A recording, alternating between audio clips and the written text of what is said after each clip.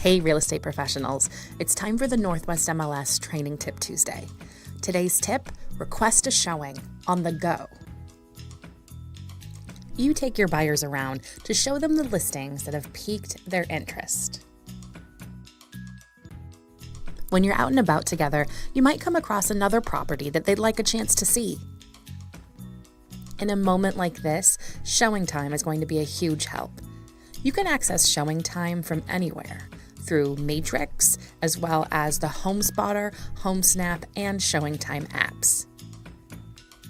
When you send a request through ShowingTime, the appropriate party, be it the listing broker or homeowner, will receive your request in their preferred method, by email, text message, phone call, or push notification.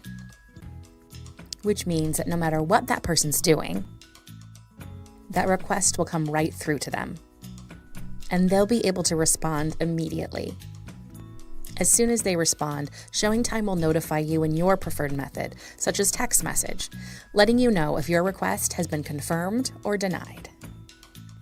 The whole process can take just a few minutes and give you and your buyer the opportunity to keep moving. Congratulations! You just got better at your job.